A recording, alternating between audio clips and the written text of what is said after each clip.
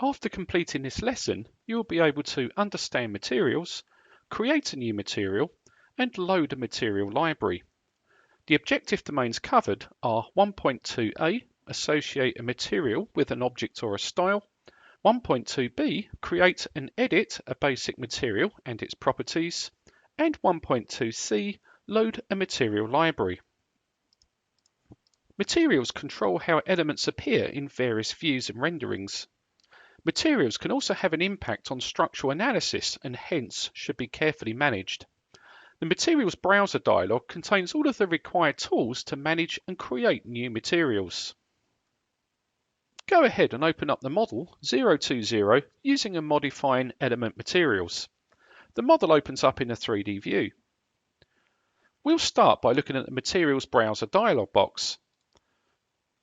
On the Manage ribbon, select Materials. In the Materials Browser dialog box, you'll see this is split into two areas. The panel on the left-hand side allows us to browse all of the assets in our current document. The panel on the right-hand side contains Asset tabs. These various different tabs control things like graphics, appearance, physical, and so on. Let's search for a particular grade of steel. So here I'm going to type in ASTM. A search is then performed on all the assets in my current document. And you'll see here that we have a particular steel called steel ASTM A53. Let's now review some of the asset properties. So you'll notice I'm on the physical tab, and here I can review the mechanical and strength properties. Like we said earlier, this can be utilized for structural analysis.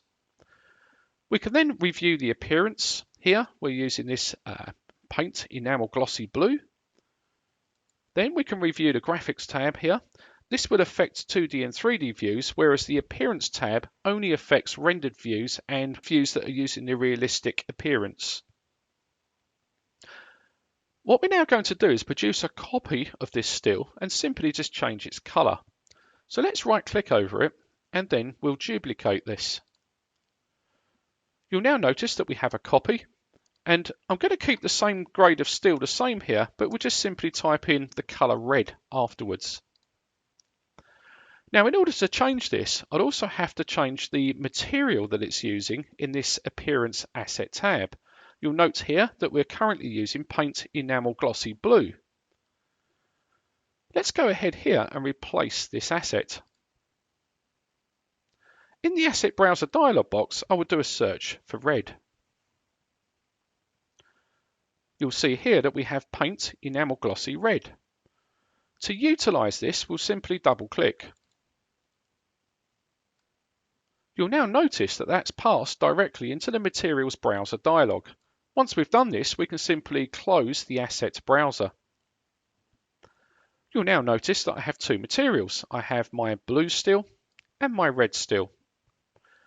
Also note on the Graphics tab, we have this same red color utilized here because we've checked Use Render Appearance. Let's go ahead and select OK to our Materials Browser dialog. We'll now change the material on these three slanted columns. With the Control key held down, select the three slanted columns in the model. In the Properties palette, you'll note that we have an instance property for structural material. This button here will allow us to browse to the Materials Browser.